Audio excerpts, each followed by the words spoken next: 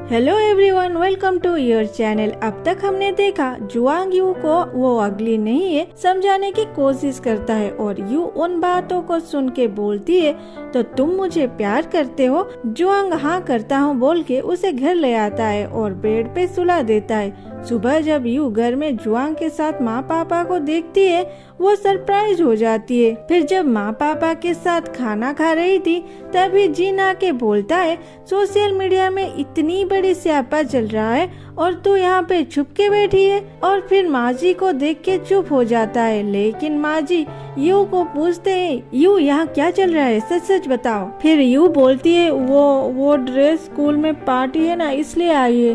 फिर माँ जी बोलते हैं यहाँ पर कोई बाहर का नहीं है इसलिए मैं स्ट्रेट पॉइंट में आती हूँ। यू मैं मानती हूँ तुम बड़े हो गए हो, हमारे बिना हेल्प के तुम अपना काम कर सकते हो। इसका मतलब ये नहीं कि इतना बड़ा इंसिडेंट हो गया है और तुम उसे हमसे छुपाओगे। यू पागलों की तरह इधर उधर देखने लगती है। माँ फिर बोलती है मुझे पता है बचपन में तुम तुम्हारे डॉल स्किन की वजह से बहुत सफर किए हो, मुझे सब पता है। लेकिन जब तुम टाउन से बाहर पढ़ने गए हम दोनों को बहुत खुशी हुई क्योंकि तुम्हें इन लोगों से छुटकारा मिल जाएगी। फिर तुम टाउन जाने के बाद घर आना कम कर दिए। तू हमें बोली कि तुझे टीचर की जॉब मिल गई है। हम ये सुन के बहुत खुश थे, लेकिन बाद में हम इस बात पे सैड हो गए कि तुम हमसे बचपन से ही हर प्रॉब्लम को छुपाती आई हो। पापा बोलते हैं तुमने ये क्यों किया हमें नहीं पता, लेकिन हम बहुत खुश हुए जब हमें पता चला तुम ब्लॉगर हो, टीचर नहीं। टियान से लेके जुआंग तक सारे सरप्राइज हो गए। यू बोलती है आप दोनों को पहले से पता था। फिर जुआंग को देखती है, जुआंग सिर ना में हिलाता है, मतलब यहाँ क्या चल रहा है उसे कुछ नहीं पता और वो कोई बात लीक नहीं किया है। माँ बोलती है जब तुम दोनों एक साथ गाँव आए थे तब से हमें पता है। जब तुम गांव से निकलते टाइम मुझे ये बोले थे माँ तुम्हें मुझ पे भरोसा नहीं, क्या तुम्हारे दोस्तों की बातों पे तुम्हें ज्यादा भरोसा है। और मैं बोली थी कैसी बात कर रहे हो, वो लोग तुमसे जेलस होके ये सारे अफवाहें फैलाए हैं। मैं उन सभी को ब्लॉक कर दिए और जब तुम चले गए मैं पापा को बोली मरमेड इस नेम को फेसबुक पे चेक करने के लिए। फिर जिन बोलता है अरे आंटी आपने तो बहुत अच्छा काम किए, आप डिजर्व करते हो बॉम्ब केस बक्सी कहलाने को। फिर माँ जी बोलते हैं अरे फेसबुक पे अकाउंट ओपन करना तो बहुत ही इजी है, मुझे सिर्फ 3 घंटे लगे। पापा बोलते हैं हाँ बहुत इजी था, इतना इजी कि तुम्हारी माँ गांव के आधे लोगों को कैसे अकाउंट बनाएंगे पूछ ली थी। गेट कीपर से लेके छोटे बच्चे किसी को नहीं बख्शी, सभी हंसते हैं। फिर माँ बोलती है हम इतना चाहते थे कि तुम खुश रहो इसलिए तुम्हें इसके बारे में कुछ भी नहीं बोले। तुम हमें झूठ बोले कि तुम स्कूल में काम करते हो और जुआंग तुम्हारी बॉयफ्रेंड है क्योंकि तुम हमें टेंशन देना नहीं चाहते थे। तभी जुआंग बोलता है आंटी मैं सच में इसकी बॉयफ्रेंड हूँ। फिर माँ जी हंसते हुए बोलते हैं मुझे वो भी पता है और ये भी पता है कि तुम यू से इतना प्यार करते हो कि आप रोड में मिली जब को छोड़ के चले आए हो। यू बोलती है माँ तुम्हें ये कैसे पता है। फिर सभी को स्कैन करने स्टार्ट करती है। टियान जिन जुआंग सारे नहीं बोलते हैं। माँ बोलती है उन्हें क्या देख रहे हो, माँ बोलती है उन्हें क्या देख रहे हो, क्या तुम भूल गए मैं बोमकेश बक्सी की लेडी वर्सन हूँ। पापा बोलते हैं क्योंकि तुम जी के एक पोस्ट लाइक किए थे। माँ बोलती है जी नहीं ग्रीन सीकर। हम जब उसके अकाउंट चेक किए उसमें सिर्फ प्लांट के ऊपर पोस्ट थी तो वो अकाउंट जुआंग का ही होगा। यू बोलती है माँ तुम मुझ पे नजर रख रहे थे। माँ बोलती है क्या नजर रख रही थी, मैं तो तुम्हें फॉलो कर रही थी। पापा बोलते इतना ही नहीं तुम्हारी माँ एक इंग्लिश नाम से अकाउंट ओपन की है, अरे दिखाओ इसे। माँ जी दिखाते हैं ट्रासी इन NY। यू पूछती है तुम न्यूयॉर्क कब गए। माँ बोलती है क्या न्यूयॉर्क, अरे NY की मतलब नाउंग वान है, हमारे गांव का नाम। और सभी हंसते हैं। फिर माँ जी बोलते हैं कल तुम्हारे बारे में 3 टॉपिक ट्रेंडिंग में थे, हम लोग कितने टेंशन में आ गए थे पता है। फिर यहाँ चले आए, ये लोग इतना खराब कमेंट कैसे दे सकते हैं, क्या वो तुम्हें जानते हैं, तो वो लोग तुम्हें गाली क्यों कर रहे हैं। मैंने उन लोगों को रिप्लाई भी की पर किसी को तुम्हारी परवाह नहीं। यूँ माँ के पास बैठ के बोलती है माँ टेंशन ना लो, मैं उन बातों को दिल पे नहीं ली है। माँ बोलती है, यू मैं तुम्हें बस इतना कहना चाहती हूँ, तुम टीचर बनो या ब्यूटी ब्लॉगर, तुम्हारे पापा और मैं हमेशा तुम्हारे साइड में हैं और तुम्हें सपोर्ट करेंगे। यू माँ के गले लग के रोती है। रात को माँ पापा गांव के लिए निकलते हैं। उसके बाद जुआंग यू को पूछता है, अब तुम ठीक हो? यू बोलती है, मेरे माँ पापा मेरे साथ हैं, अब जिसे जो बोलना है बोले, मुझे क्या। जुआंग पूछता है, तो तुम इवेंट में नहीं जाओगे? यू बोलती है, तुम्हें जाना है तो तुम जाओ, मुझे क्यों पूछ रहे हो, और वहाँ से चली जाती है। जुआंग बोलता है, अगर मैं जाऊँगा तुम जाओगे क्या, और उसके पीछे पीछे जाने लगता है। घर में यू बोलती है, सारे ब्रांड मुझे रिजेक्ट कर दिए हैं, अब जाऊंगी तो सब हंसेंगे मुझ पे, जो मैं सेल करूंगी कोई उसे नहीं खरीदेगा। जुआंग उसे जाने के लिए समझाता है। फिर सुबह यू कॉलेज जाती है।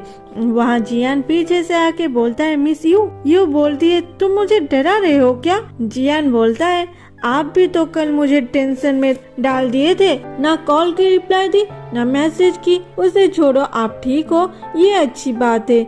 यू बोलती है, मेरे क्लास की टाइम हो गई है, और वहाँ से क्लास में जाती है। उसके सारे स्टूडेंट उसे देख के खड़े होके गाना गाते हैं। आप हमेशा हमारे दिल में रहते हो और रहोगे, आप बहुत ही ब्यूटीफुल, वाइज और केयरिंग भी हो। जाने दो अफवाहों को, जाने दो उनका क्या काम, हम हमेशा आपको ही सपोर्ट करेंगे, लेके आपका नाम। यू ये सब देख के रोने लगती है। उसके स्टूडेंट बोलते हैं, मिस यू, हम हमेशा आपको सपोर्ट करेंगे, आप कितने अच्छे हमें पता है। यू बोलती है, तुम सभी को कोई अच्छा गाना नहीं मिला जिसकी लिरिक्स अच्छी हो और सुर भी अच्छा हो, और जो भी वहाँ पे सुर अच्छा था उसे मैंने खराब कर दिया ज्यादा। छोड़ो उसे। स्टूडेंट बोलते हैं, मिस यू, आप एक गाना गाइए ना जो आपको पसंद हो, और शोर करने लगते हैं, मिस यू गाइए ना प्लीज गाइए ना। यू बोलती है, क्लास स्टार्ट हो गया है, बैठो चुपचाप, कौन कौन यहाँ शोर कर रहा है, मुझे देखने दो। फिर क्लास खत्म होने के बाद फेनी यू के पास आके बोलती है, मिस यू, ये लीजिए। यू पूछती है, ये क्या है? फेनी उसे खोल के बोलती है, ये आपने मुझे लास्ट टाइम दी थी, लेकिन अगर ये रियल है तो ये बहुत ही कीमती है, इसलिए मैं इसे रिटर्न कर रही हूँ। यू जुआंग का गिफ्ट देख के शॉक हो जाती है।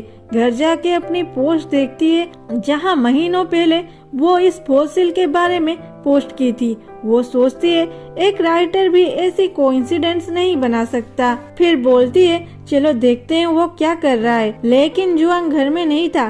तभी फोन में नोटिफिकेशन आता है और यू एफबी खोल के देखती है। जुआंग फेसबुक में यू के सपोर्ट में लिखा था और यू के एक पोस्ट को रीपोस्ट किया था। यू जुआंग को थैंक्स मैसेज करती है। जुआंग रिप्लाई भेजता है जिसमें वो यू को इवेंट में जाके सिचुएशन को फेस करने के लिए सलाह दिया था।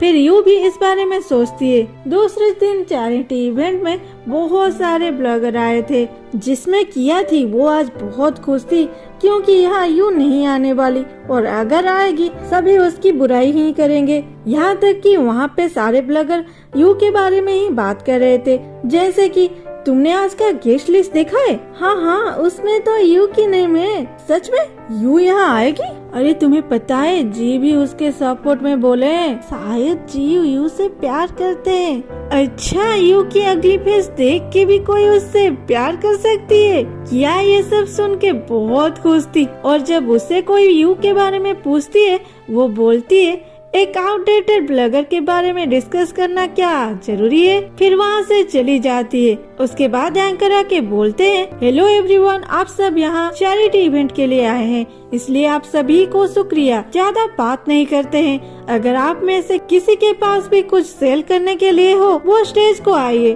फास्ट कौन यहाँ आना चाहेगा?